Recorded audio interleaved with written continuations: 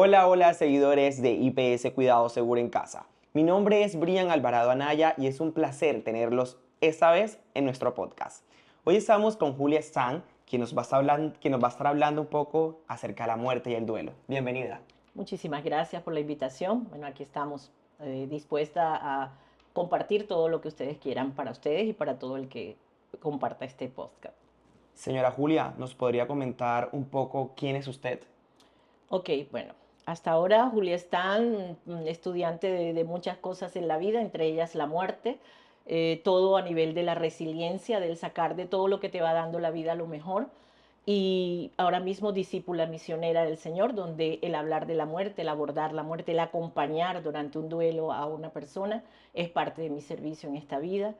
Licenciada en comunicación social, licenciada en educación, especialista en enseñanza de la lingüística, pero eso pues ya quedó en la parte que fue activa de mi vida laboral, ahora mismo dedicada al cuidado de cuidadores, voluntaria de cuidado seguro en casa, acompañante del duelo en muchas oportunidades, con terapias de acompañamiento y misionera de la Iglesia Católica, catequista, coordinadora de todas las catequesis para los diferentes sacramentos. Y bueno, madre 100% de mis dos hijos y acá, servidora para lo que necesite. Señora Julia, para usted, ¿qué es la muerte?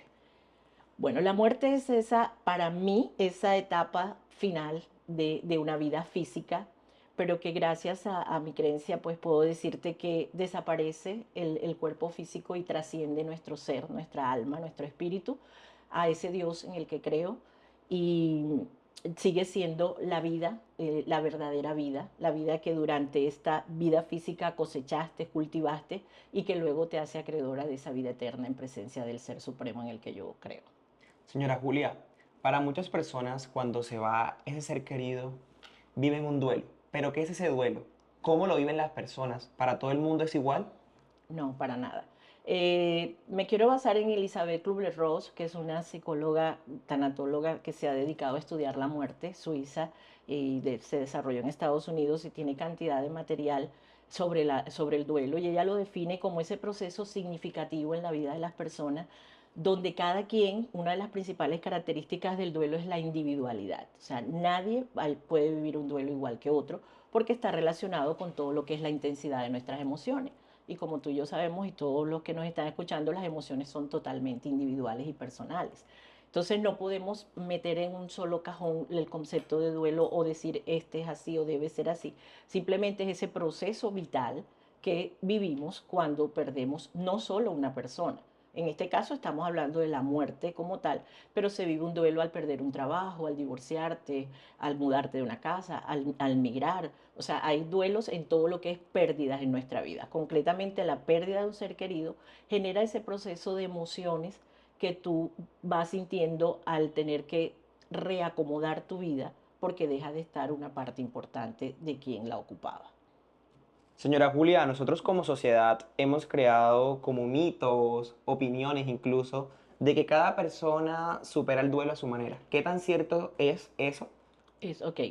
Primero, de los mitos ubicamos ahí a la muerte, porque es el origen. La percepción que tú tengas de la muerte es lo que te va a determinar qué tipo de duelo vives o de qué manera lo vives. Si tú percibes como tradicionalmente lo tenemos todo, que es lo que se nos ha transmitido de generación en generación, la muerte como ese final, como que ya de ahí no hay más nada, como que todo termina, que es terrorífico, que si hablas de ello la estás invocando, o sea, todas las creencias con que vivimos alrededor de la muerte hace que cuando vivas el evento de alguien cercano, conocido, pues sea lo peor y te cause no solo el dolor que implica la ausencia, sino el sufrimiento, que es lo que las personas que nos dedicamos a acompañar tratamos de evitar. El dolor hay que vivirlo, hay que dolerse ante la pérdida, más evitar caer en el sufrimiento, que es lo que daña nuestro ser emocional, nuestra salud mental, y es lo que hay que tratar de conducir. Hemos dicho que cada quien vive su duelo de una manera, pero sin embargo hay profesionales que lo catalogan, lo encasillan como un duelo sano, un duelo patológico, un duelo estancado. Particularmente en todo lo que yo he revisado y estudiado, no considero que es adecuado. Respeto mucho el que lo hace, pero yo pienso que el duelo simplemente es como tú lo vivas, a partir de la historia que tú tienes de vida y de muerte. Hay personas que han tenido una vida inmersa en la muerte, se le mueren los padres, se le murió el abuelo, se le muere un hermano. Entonces son personas que tienen una historia de vida y una historia de muerte diferente a la que puede tener otra que solo se murió su abuelito ya con una longevidad adecuada y la muerte no le causó tanto sufrimiento. Entonces tu duelo va a partir, lo vas a vivir de la manera como tu historia de vida te lo haya indicado o como tú lo vengas afrontando. Tradicionalmente es eso, es decir, y tratamos de encasillar y decir, no, pero acuérdate que cuando se murió fulano yo me comporté de esta manera, tienes que hacerlo así. O sea, tratamos, lo que más hacemos cuando intentamos acompañar es tratar de direccionar tus emociones, cosa de que no la debemos ni la podemos hacer. ¿Qué tenemos que permitir? Que tus emociones fluyan y que tú vivas, te duelas en el momento necesario. Señora Julia, bueno, vámonos a un caso muy puntual. Hace poco yo tuve una pérdida de un ser querido y pues todos en mi familia estábamos como con ese temor de no aceptar de que se iba a morir, de que ya no iba a estar más con nosotros. ¿Cómo nosotros como sociedad hemos impuesto tantos tabús respecto a la muerte? ¿Por qué nace esto? Ok, bueno, nos tenemos que remontar a todo. A nivel de cultura hablamos de ideología, de filosofía de vida, de patrones sociales. Tenemos que remontar que eso viene desde toda nuestra cultura. Si tú recuerdas, a nivel histórico, la muerte surgió como castigo. O sea, cuando las primeras civilizaciones te portabas mal, hacías algo mal, seguías al que no debía, faltabas al rey, el castigo era la muerte. O sea, la idea inicial de la muerte en la humanidad es castigo. Aparte de eso, pues como era percibida de esa manera, también era percibida como algo, como lo es, irreversible, pero que te alejaba de todas las posibilidades de lo que es la vida, lo que es la esperanza. Entonces eso viene desde allá y ha pasado, como todas las cuestiones culturales, de generación en generación. ¿Qué ha pasado con nosotros? Nos mantenemos en eso y si tú te fijas, la sociedad y nuestras generaciones han cambiado valores, principios, muchos temas se han modificado. Mencionamos la sexualidad. Antes un niño no se le hablaba en los colegios, o sea, nosotros crecimos con que ese tabú de la sexualidad ahora en el colegio, desde que ya el niño tiene conciencia, desde los 5 o 6 años se aborda el tema de la sexualidad. ¿Por qué no se aborda así el tema de la muerte? También hubiésemos ya cambiado, pero ese tema sigue siendo un tabú. O sea, por más siglo XXI, XXII, por más avances tecnológicos y a todo lo que tenemos, la muerte sigue allí estancada en el mito, en la parte supersticiosa, en la parte oscura de la vida. Y eso hace que tu reacción ante una pérdida pues sea muchas veces no controlada. Señora Julia, o sea, podríamos decir que en ese caso mi familia evitaba hablar de la muerte para poder enfrentarla. Sí, es el principal error, porque si tú, por naturaleza humana, ¿a qué le temes tú? A lo desconocido. Si yo te digo, Brian, vámonos a ese camino que está clarito y sabemos a dónde vamos, tú te vas bien conmigo. Pero si yo te digo, vamos a pasar por ese túnel, no, como que yo por ahí no me voy a meter, porque la señora Julia no me está diciendo por dónde vamos. Entonces, lo que tú desconoces le temes más. Y si no lo abordas, nunca lo vas a conocer. Entonces, ¿cuál es la recomendación? Empezar, así como ya te digo, hemos cambiado tantos valores, tantos principios, vamos a empezar a hacer, esto es maravilloso, que tú promociones la idea de una percepción distinta de la muerte y del duelo. Porque a medida que tú transmites conocimiento, pues la idea va a empezar a cambiar, va a empezar a ser aceptada. ¿Ya? Señora Julia, bueno, cuando una familia, una persona, incluso cualquier ser vivo, porque también incluso hasta los animales, alguien se va de este mundo, ya no está con nosotros, ¿cómo una persona puede vivir su vida? ¿Queda normal? ¿Vive cotidianamente? ¿Qué sigue después cuando alguien parte de este mundo? Ok, el fin de una vida. Tú mencionaste hasta las mascotas que ahora pues tienen un puesto en las familias y he tenido eh, acompañantes que por perder un perrito han necesitado cualquier cantidad de acompañamiento en el duelo y todo porque es la manera y precisamente eso nos demuestra que es la historia compartida con esa persona lo que va a determinar tu sufrimiento, tu dolor. La vida termina física de esa persona y dependiendo la percepción que tú tienes de la muerte va a cambiar la tuya. Obviamente el cambio es inevitable. ¿Qué es lo que podemos elegir como una opción? El simplemente dolernos y vivir la ausencia o simplemente meternos en un sufrimiento permanente que dañe nuestra vida también. Todo se desacomoda. Tienes que empezar a cambiar espacios, a cambiar tiempos, que si era el que lo llevaba al colegio, que si era el que regaba las matas, o sea, toda la vida cotidiana sufre una modificación. Y a esa modificación le sumas el proceso del duelo, que es el aceptar, que es el tratar de ver, bueno, no va a estar más físicamente, cómo vamos a resolver las partes cotidianas, cómo vamos a resolver nuestra parte emocional, donde esa persona, mi esposo, mi hijo, mi mamá, mi abuelo, ya no va a estar para abrazarme, ya no va a estar para compartir un cumpleaños, una Navidad. Todo eso es parte del duelo, de ir haciendo la aceptación. ¿Por qué? Porque tenemos la concepción, se acabó, no hay más nada. Cuando ya logramos, y ojalá esto se hiciera tan común, se hiciera tan universal, que percibamos la muerte, no necesariamente porque tengamos que ser católicos creyentes, que podamos percibir que hay un espíritu que va a una vida eterna, que va a otra, que trasciende y que sigue estando con nosotros, ¿no? No solamente desde eso, sino desde cualquier religiosidad o cualquier creencia que tengamos, que podamos creer que ese ser que deja de estar físicamente sigue estando en su dimensión espiritual. Y viene allí, entra la parte de cómo convertir esa muerte en algo bueno, cómo convertirlo en un memorial, cómo convertirlo en ese legado que deja en la familia. Y es allí donde entra entonces nuestra actuación como profesionales del acompañamiento de duelo y proponemos terapias donde te menciono algo, tu familia perdió ese ser, tú llevas la idea y dices, mami, o el que quedó, ¿qué tal si le hacemos a la persona, vamos a buscar la foto y vamos a hacer un rincón así bien bonito donde permanezca? Este es, no sé, era beisbolista, aquí tiene el bate con que jugaba, vamos a ponerlo, que cada vez que lo veamos lo recordemos, lo bonito, nos hará llorar, que es válido, nos hará sentir tristes, pero también habrá muchos más momentos. El día de su nacimiento, que ya no es cumpleaños porque no está vivo, pero sí sigue celebrándose el día en que esa vida llegó, vamos a celebrarlo, vamos a compartir un pedazo de torta, vamos a tomarnos un café y a recordar que hace tantos años nació ese ser, ya no está, pero nos dio tanto. Entonces, agradecer su vida y la coincidencia en la nuestra. Todo eso es lo que va a llegar. Yo tengo plena confianza en que va a llegar el momento en que una muerte no es que no duela, porque tampoco podemos caer en eso. Sí va a doler, sí va a producir esa sensación, pero no va a causar el sufrimiento ni va a ser un punto final para todo el grupo de seres queridos, ¿no? Listo. Señora Julia, usted nos hablaba que la muerte es algo que a todo el mundo nos va a llegar porque todos vamos a partir de este mundo.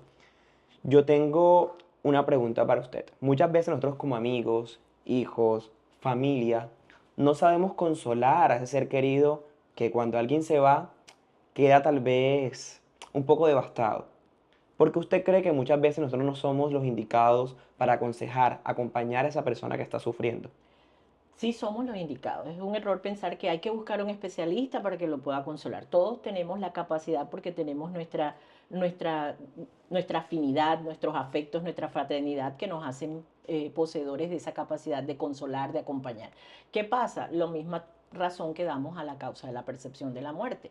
Tradicionalmente hemos venido escuchando, yo fui con mi mamá una vez a un velorio y escuchó que dijo, ay, te acompaño en tu dolor. Ah, bueno, eso es lo que se dice.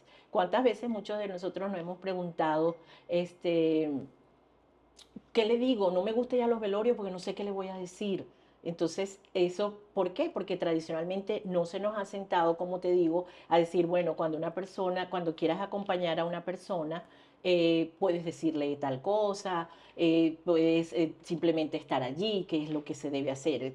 Acompañar a alguien en el duelo es estar, es presencia. En un evento de acompañar, sea en el mismo velorio o cuando tú te acerques a la persona que está dolida, lo único que tienes que decirle, aquí estoy. O sea, aquí estoy en silencio, un fuerte abrazo, dependiendo el nivel de relación, pero allí sobran las palabras, las preguntas, los mandatos, porque tradicionalmente, ¿qué le decimos? Sé fuerte, ya no llores, acuérdate que tienes a tus niños, no puedes llorar. O sea, le empezamos a dar una serie de órdenes y lo hacemos con buena intención. Nadie acompaña una muerte con la idea de hacerle doler más. Pero es lo que la tradición nos ha dicho. O sea, empezamos a darle mandatos. No llores porque no lo dejas ir, porque lo atas a la tierra. O sea, hay tantas creencias, tantos mitos en relación a la muerte, que lo que hemos hecho es repetir esos patrones. Entonces, es evitar hablar.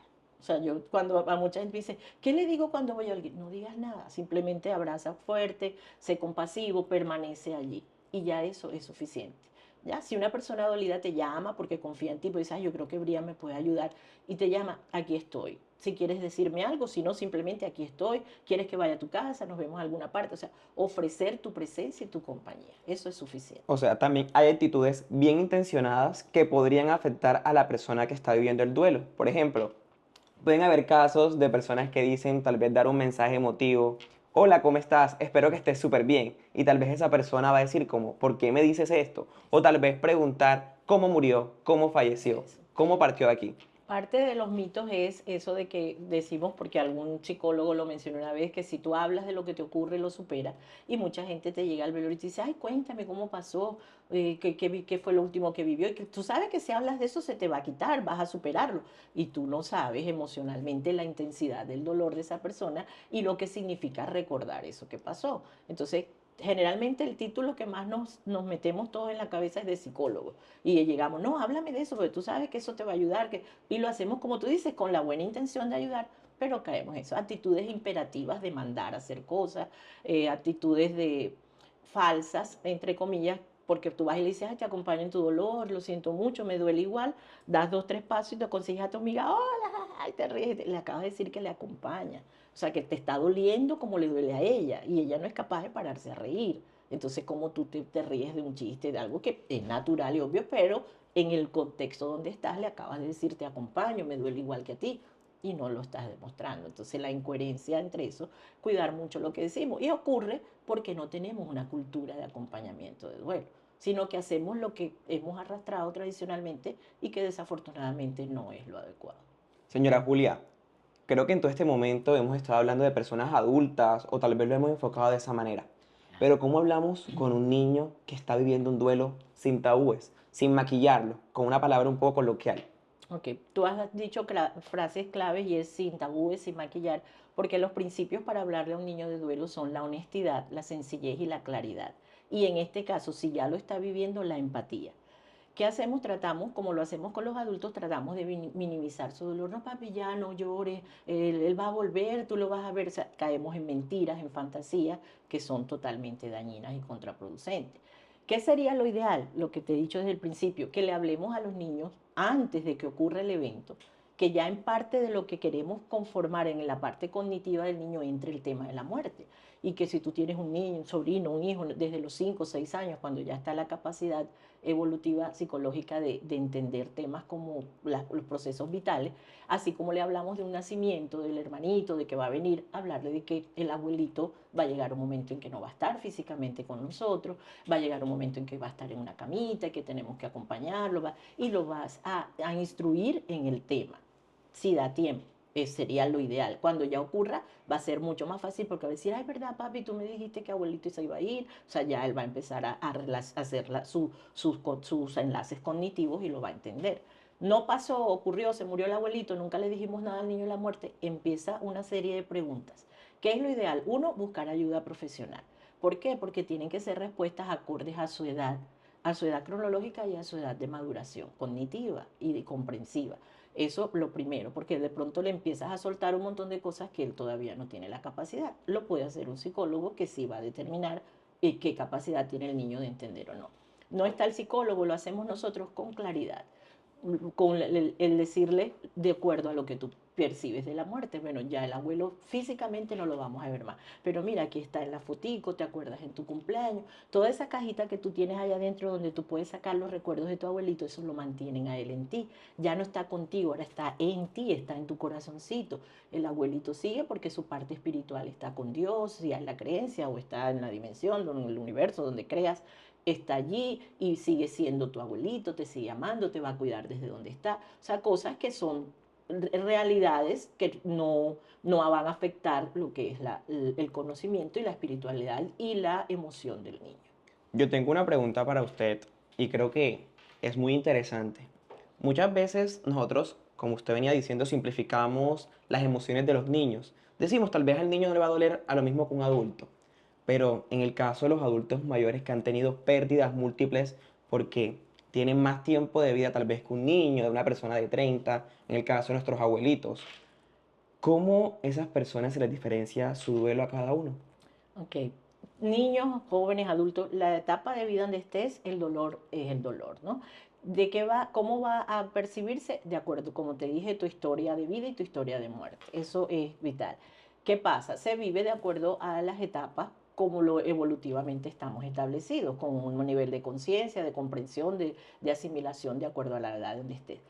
Con los niños es validar sus sentimientos, como te decía, no pensar como si dice, no, él no va a saber que, obvio lo va a saber, porque hay un lazo afectivo que se le va a romper, y por eso hay que validar y decirle, papi, si te recuerdas a tu abuelo y te da ganas de llorar, vamos a pedir para que él esté bien, o sea, validar lo que el niño siente, igual el joven, el adolescente, que muchas veces pensamos, ay, como no le presta atención a nada, no le va a afectar, y es uno de los más afectados, porque empieza también a adolecer de esa persona que estaba en su vida, o sea, en todas las etapas.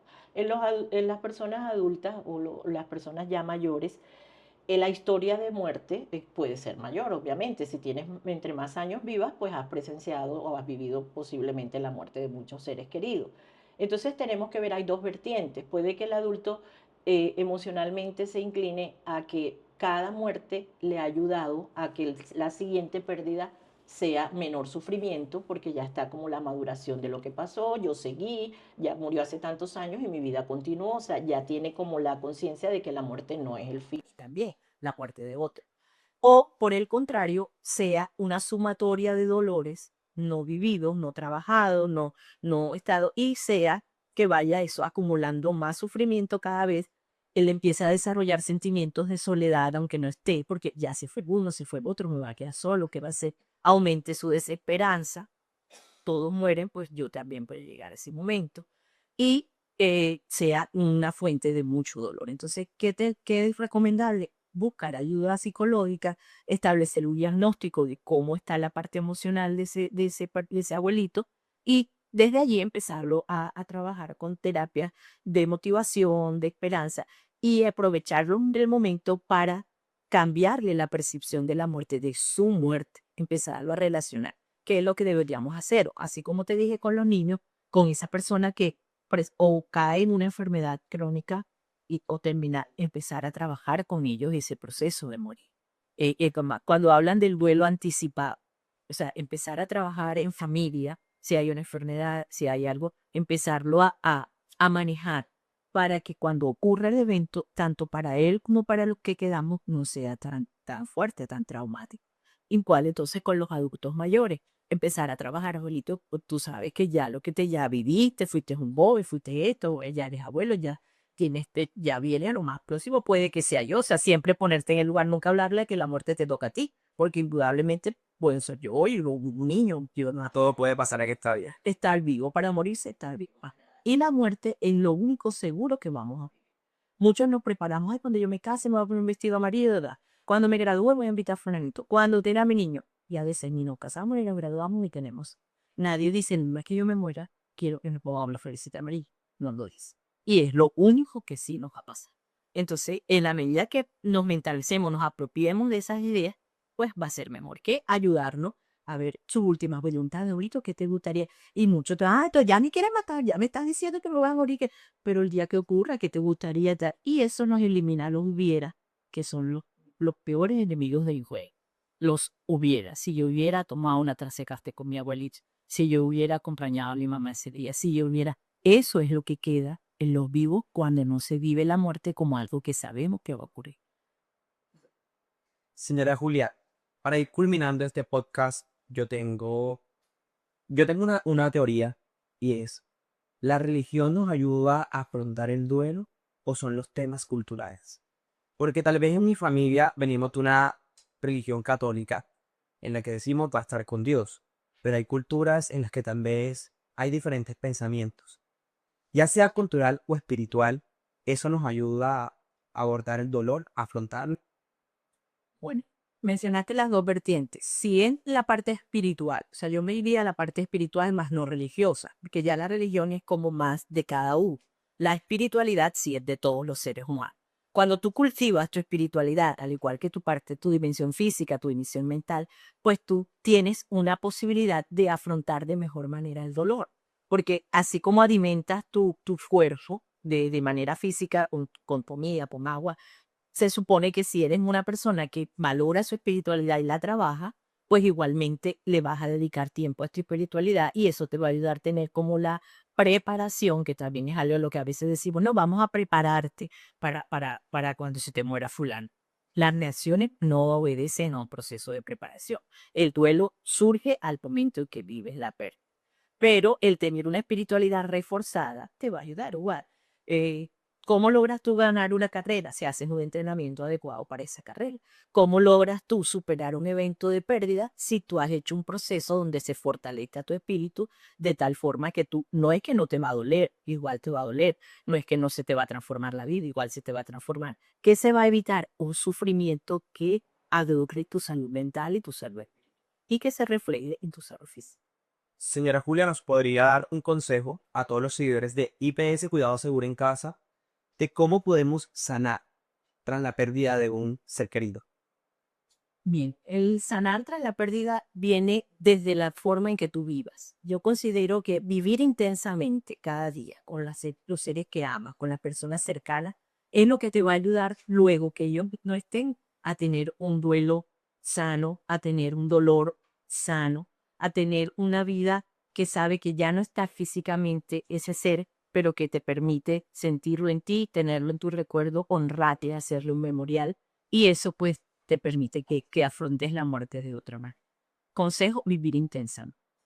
O sea, su consejo para cada persona de IPS Cuidado Seguro en Casa, lo podría repetir, es, Vivir intensamente. y si usted podría mandar uno universal, ¿cuál sería?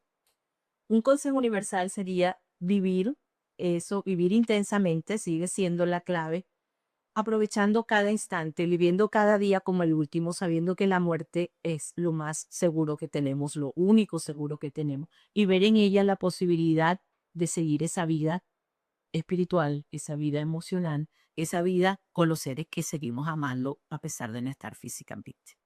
Señora Julia, y con ese consejo finalizamos nuestro podcast del día de hoy y muchas gracias por aceptar la invitación. A ustedes, bueno, siempre a la orden y gracias. Ojalá logremos con esto que más de uno pues cambie esa percepción de la muerte y la vea como esa etapa de la vida, la relacionemos como incluso como el nacimiento. Así como nace un ser y lo celebramos o nos emocionamos, así al morir nos tiene que doler, porque si no, no sería sano, pero no que se convierta en un sufrimiento, sino que tengamos esa esperanza de que ya no está con nosotros, está en nosotros. Señora Julia, también le invito a que le diga a todos los seguidores de IPS Cuidado Seguro en Casa que estén pendientes a nuestras redes sociales y al próximo capítulo. No se lo pierdan, que todos son buenísimos, todos nos instruyen, todos nos preparan y bueno, bendito Dios que tenemos estas oportunidades. Chao, chao.